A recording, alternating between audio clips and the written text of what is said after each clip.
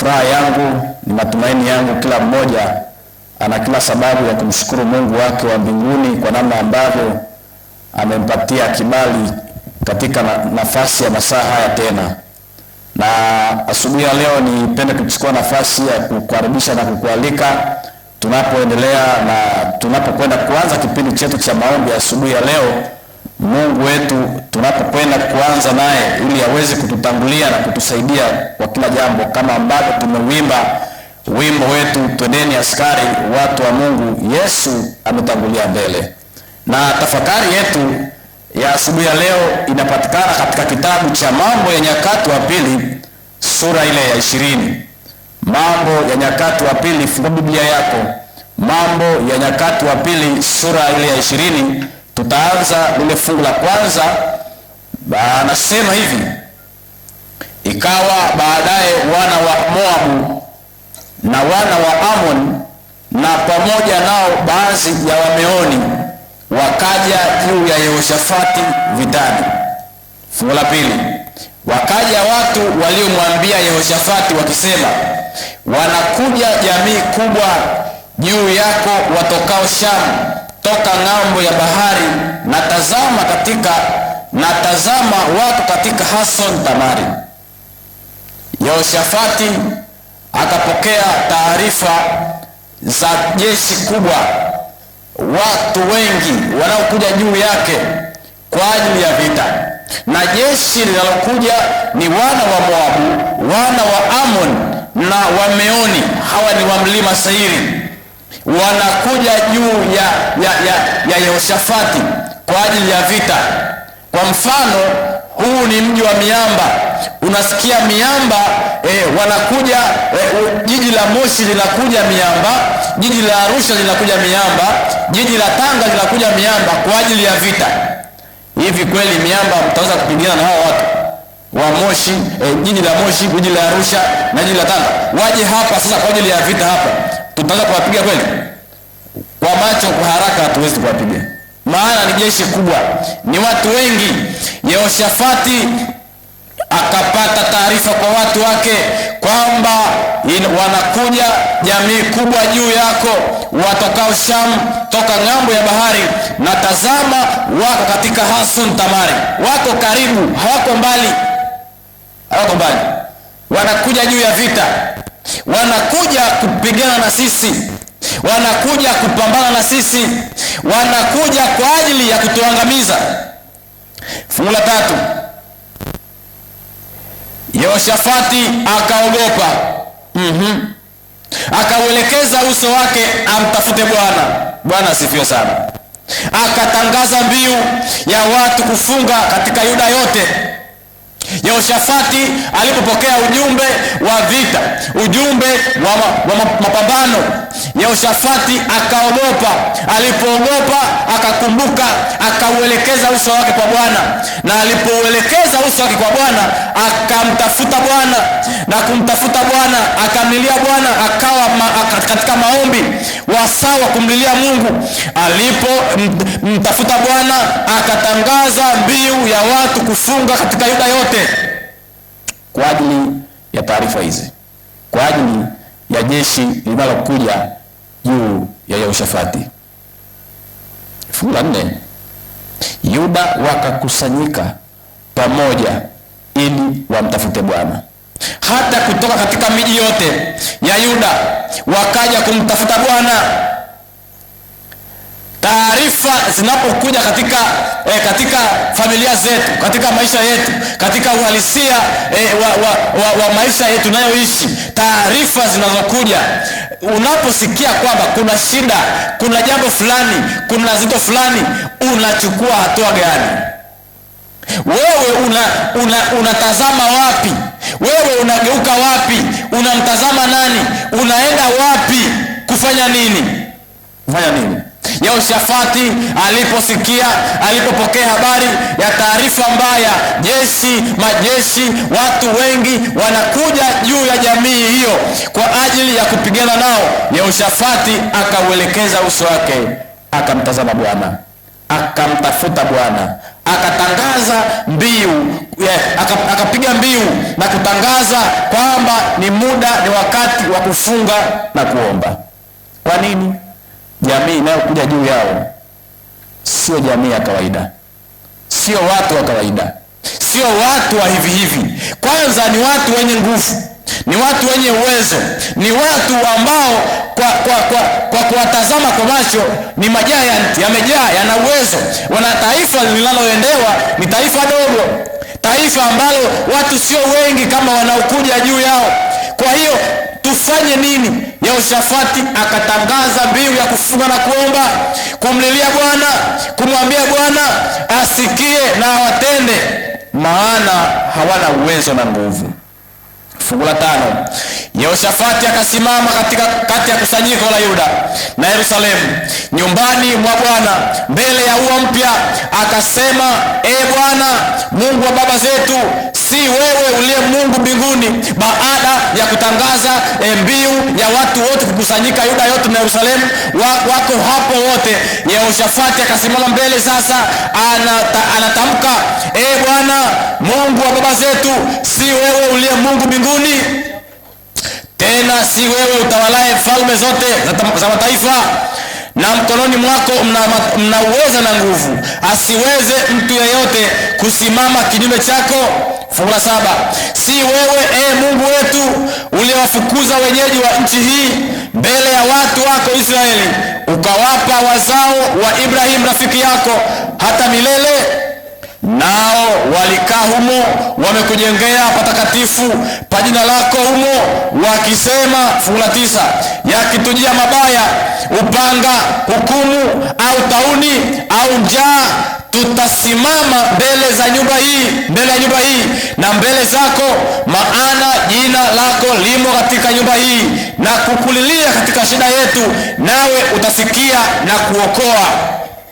Bwana Yesu asifiwe. Baada ya Yehoshafati kutangaza na kupiga mbiu, Yuda na Yerusalemu wote kukusanyika mahali pamoja, Yehoshafati akasimama akayazungumza haya, akamkumbusha Bwana kwamba mahali hapa wewe ndiye uliyepachagua, wewe ndiye unayetukalisha chini, na hapa mahali ukatuahidi kwamba yakitujia mabaya tukutafute, yakitujia mabaya tukulilie, upanga tukulilie, hukumu tukulilie, tauni au njaa, tukisimama mahali hapa tukiomba, tukikulilia, wewe umesema utasikia. Umesema utasikia. Na akasema, hii ni nyumba yako, hapa ni mahali pako ulipopachagua, jina lako limo katika nyumba hii, na ukasema tukikulilia katika shida yetu, wewe utasikia na kuokoa. Yaani wako serious kudai ahadi za Bwana, wako serious kumlilia Bwana, wako serious kumng'ang'ania Bwana, maana wanajua taifa, jeshi linalokuja juu yao sio jeshi la kawaida. Ukweli ni kwamba, na sasa tazama, wana wa Amoni na Moabu na wa mlima Seiri, ambao hawa ni Wameoni, ambao hawakuwaacha Israeli waingie katika nchi yao walipotoka nchi ya Misri, lakini wakawageukia mbali wasiwaharibu. Tazama jinsi wanavyotulipa, wakija kututupa toka miliki yao ulioturisisha. Mungu wetu, hutawahukumu? Maana sisi hatuna uwezo juu ya jamii kubwa hii wanaotujia juu yetu, wala hatujui tufanyeje, lakini macho yetu yatazama kwako. Bwana asifiwe sana. Macho yetu yatazama kwako, hatuna mahali pengine pa kutazama, ni kwako. Umetuahidi, umetamka mwenyewe, mahali hapa umepachagua, mahali hapa ni jina lako limo humu, mahali hapa umesema chochote kitakachotujia kibaya tukulilie, tukutafute mahali hapa, na sisi tuko tayari kudai ahadi na kusimamia ahadi hizo, ili utende sawasawa na mapenzi yako. Yehoshafati ninaona namna ambavyo anapambana na kusanyiko liko tayari kumlilia Bwana, kusanyiko liko tayari kumtafuta Bwana, kudai ahadi, maana Mungu ameahidi ya taifa na majeshi yanayowajia sio ya kawaida. Ukweli ni kwamba wakati majeshi yanakuja, Mungu mwenyewe alishuka akawasaidia. Tutaendelea siku ya kesho mahali palipoishia. Nataka niseme hivi, katika maisha yetu tuna milima, katika maisha yetu tuna magumu, katika maisha yetu tuna mazito, katika maisha yetu tuna changamoto mbalimbali. Na hayo magumu na mazito, hiyo changamoto tukikutana nazo, swali ni kwamba tunaenda wapi? Tunamwambia nani? Tunatazama wapi? Tunamgeukia nani? Maana tumekumbushwa asubuhi ya leo, Yehoshafati uso wake aliuelekeza kwa Bwana, alimtafuta Bwana, alimlilia Bwana, naye Bwana akasikia, naye Bwana akatenda, naye Bwana akajibu. Asubuhi ya leo katika maisha yetu magumu tulio nayo, tunapaswa kumtazama Bwana, si kumtazama mwanadamu. Katika asubuhi ya leo tunapaswa kumwambia Bwana, si kumwambia mwanadamu. Katika asubuhi ya leo tunapaswa kwenda kudai ahadi za Bwana katika neno lake, maana yeye ameahidi kutenda katika maisha yetu. Takutia moyo, inawezekana. Mungu anatenda. Mungu yupo, ni halisi. Yeye yupo nyakati zote, yeye yupo wakati wote, anatenda, anafanya, hata acha watu wake wanaomtafuta nyakati zote. Asubuhi ya leo nakutia moyo. Jambo gani natamani tumwambie asubuhi ya leo Mungu wetu wa mbinguni?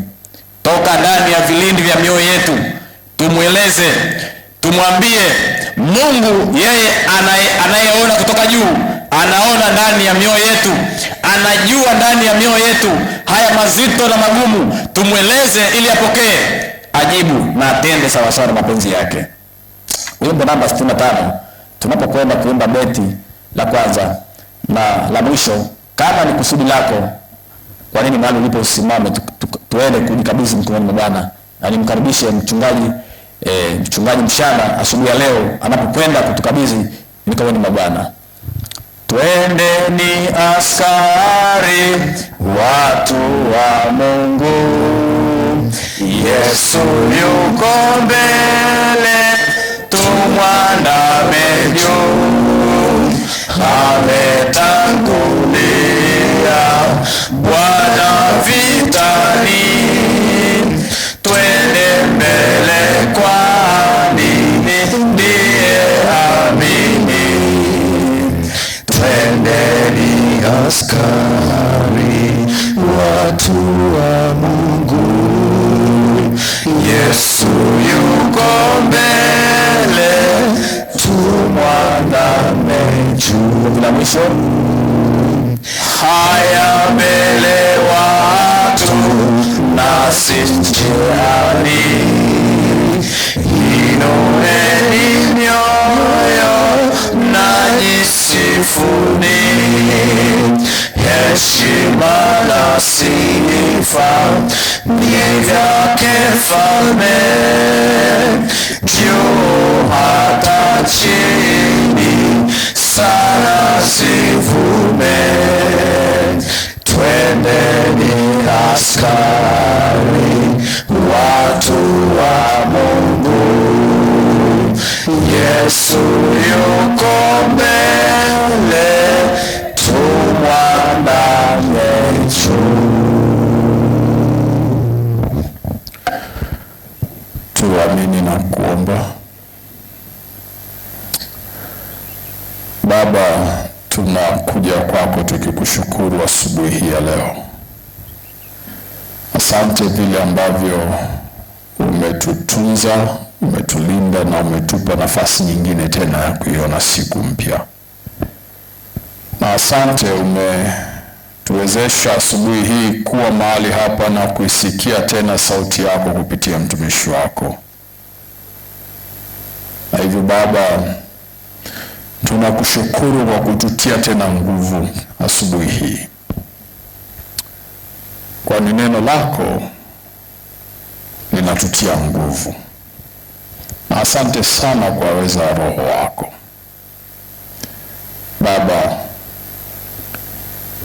inawezekana tunasumbuka na mambo fulani ambayo ni magumu, tumeshindwa hata kuona msaada wetu unatoka wapi, kama ambavyo mfalme Yehoshafati alihangaika. Tunaona kabisa kuna mambo magumu yako mbele yetu na hatuna njia nyingine ya kutokea. Mungu wangu na Baba yangu, ninakuomba, ninakusihi kwa kielelezo hichi ambacho umenena nasi siku hii ya leo, basi faraja yetu ikawe katika kuliitia jina lako. Na sio tu kwa siku hii ya leo, bali hili likawe ni mtindo wa maisha yetu. Ikiwa ni kwenye afya, magonjwa, Bwana, tuwe wa kwanza na wewe wa kwanza, tuliitie jina lako.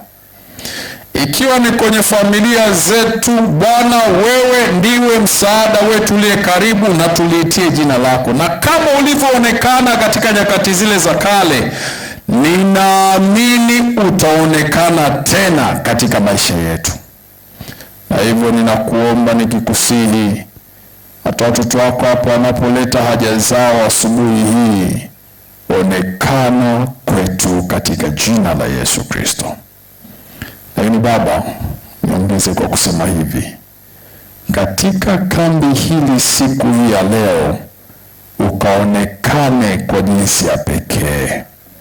Tunajiweka wakfu, wewe unene na ututie nguvu, na Bwana utuinue, ututakase, utuhuishe, ili tuzidi kuimarika ndani yako na wewe ndani yetu.